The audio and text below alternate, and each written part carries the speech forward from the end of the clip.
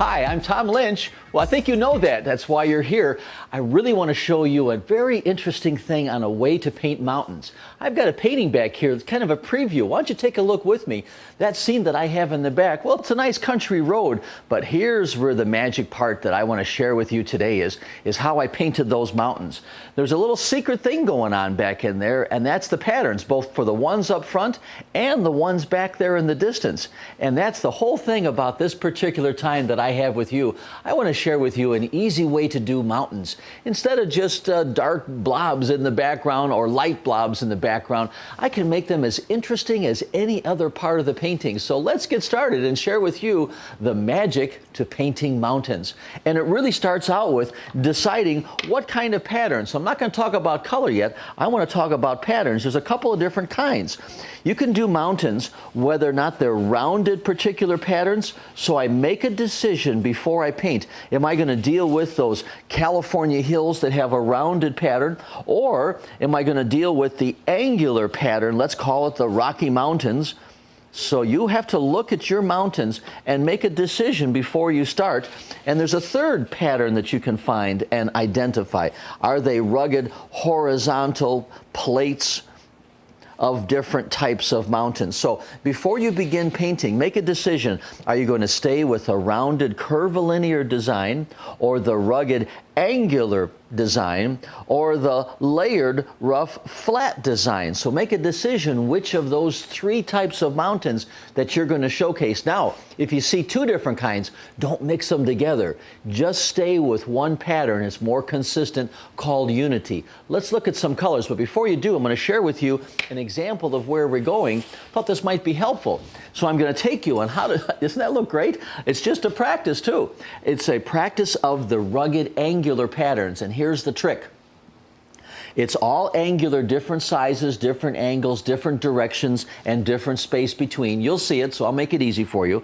But there's a color change. It starts cool at the top, a gradual transition to a warm, and then a slow buildup to the summer forest or the fall forest, whichever you decide.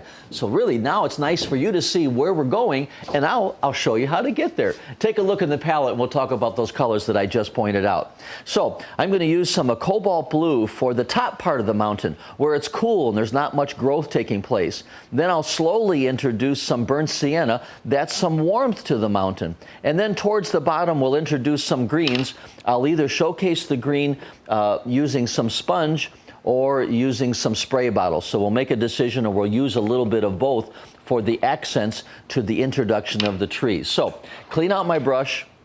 I'm going to start once again with some of the cool colors. Let me grab a sketch ready to go, and just make it a practice sheet of paper. Don't worry about, use the back sides of different sheets of paper so that you're going to get to be a better artist with these practicing techniques. Okay, so now the first thing is these rugged angles. If you saw the one on rocks, it's a similar idea, only now it's mountains. So see how I'm exaggerating the angle this way, the angle that way. So I'm changing. If those, look at my brush, how I'm changing the different rugged angles. Now and then there might be a point, and it goes to a little bit to the left, and goes to 2 o'clock, and goes to 4 o'clock, and then goes to 6 o'clock. Might even go up and down. So those different angles, so see how I have all the different angles to start with. You could draw them with the pencil or just have fun and free range them a little bit. So while I have these different angles stay there, I'm going to have a slow transition to that burnt sienna color. So now it's getting a little warmer. It's kind of cold at the top of the mountain. I'm coming down a little bit lower, but not warm enough where things can grow real well, but still the same angle ideal. Leave a lot of space, whether you do this on watercolor canvas or you do this on paper. Leave some white surface untouched, and now here the slow buildup. And so I like doing the spray bottle. Hopefully you saw my snippet on all the spray bottle techniques. So this is a special spray bottle where I'm just tapping. Notice how I'm just tapping, and then just a few dots come out. That's a tree, a bush, or a shrub. Gradually it was able to survive the rugged, cold, and dry climate, as well as the lack of oxygen. Now there's water in this spray bottle. This is one of the old pump spray bottles. So a few touches of water here and there. Now I'll grab a sponge and do the same idea with the sponge. And here I'll begin filling in a little bit more. So it's a slow buildup showing the beginning of a whole lot of growth. And so now you can see I'm having more of that particular green color. It could be fall colors. You can vary the colors to a couple of different greens. Even use your brush. Let's look in the palette. I'll take and mix up a variety of greens here. Here's a little permanent green #1. We could have a touch of some permanent yellow lemon, and you can showcase the introduction of the forest or the valley with these. So let's come over and now just show a little scraping brush technique. Even though I'm showing you mountains, but gradually a buildup to the mountain is going to be the forest. So here's a little something extra I'm going to do. I'm going to slowly darken right along this edge. So whether you put a darker blue or you have a darker green, not real specific. It doesn't have to be either one. Could be a little bit of both. And so I'm going to leave this area white, and those will be made into trees later on. So I'll introduce some more color, let it run, let it drip. So now there's the beginning of the stage of the mountains. And so there is really the first stage, and it's the best part. Notice that color transition. Notice that value transition. A little light at the top, gradually darker at the bottom, a little cool at the top, and warmer. Even if it doesn't look that way in the picture, don't get stuck on the photograph. We're creating art, and there's a few little tricks and secrets along the way to make the art a little more interesting. Now, what you would want to do at home is dry this, so you don't have to listen to the hair dryer again. I know I did that last time, and you emailed me about the noise of the hair dryer.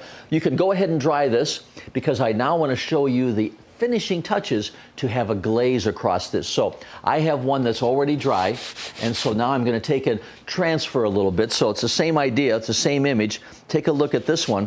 But first, let's look in the palette, and we'll mix up some colors. So what I can do, either take the white unpainted area and turn it into snow, or the white unpainted area and a grassy meadow. The choice is yours. Have fun with that. Also, watch later for what I do with the sky. So let's start off with the grass, and I'll use that flat brush. I've made a lot of use of the flat brush. Another snippet that you should probably see is all the brush handling techniques. I mean, I can do 30 different things with just one brush. You'll have to see that. So I'll clean out my brush. I'll start off with some fresh paint. And let's start off with a cerulean blue. I'm going to add a real light blue and turn some of that mountain area into a nice cool snow, the last little snowpack. So back to the painting, and you'll see these white areas. Either decide to shade 1/3 of them or shade 2/3 of them. And so I think I'll just have a light blue, let's call it the shadow side.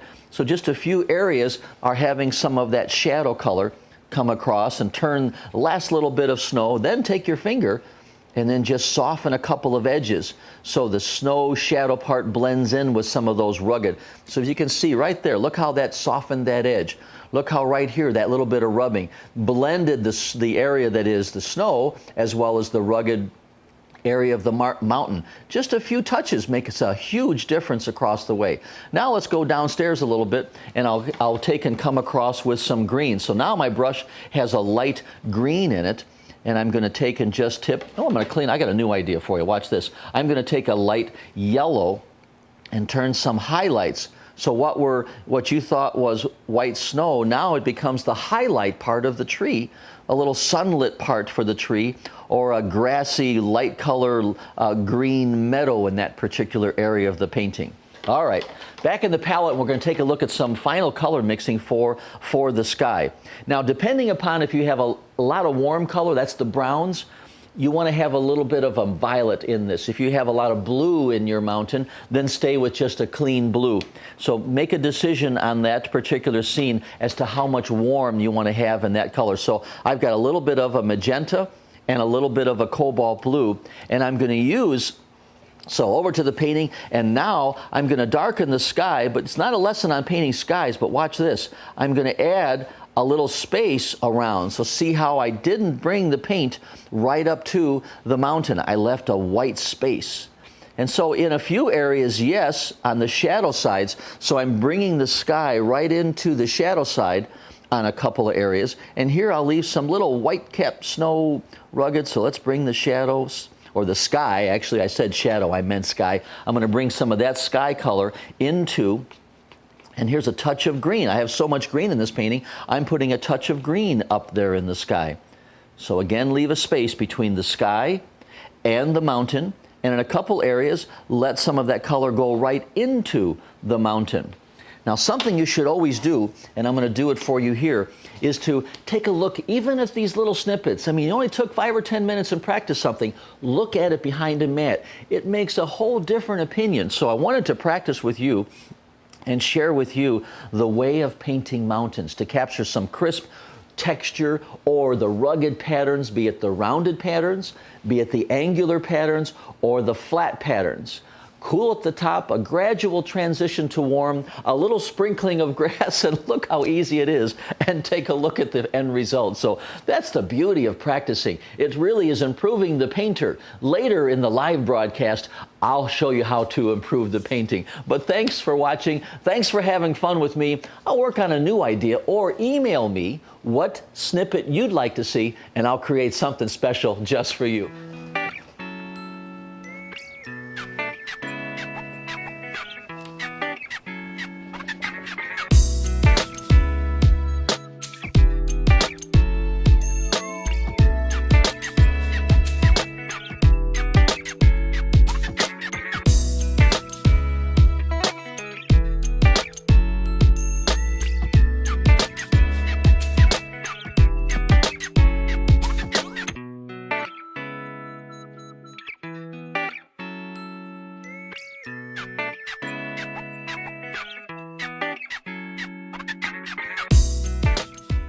Thing about this particular time that I have with you, I want to share with you an easy way to do mountains. Instead of just dark blobs in the background or light blobs in the background, I can make them as interesting as any other part of the painting. So Hi, I'm Tom Lynch. Well, I think you know that. That's why you're here.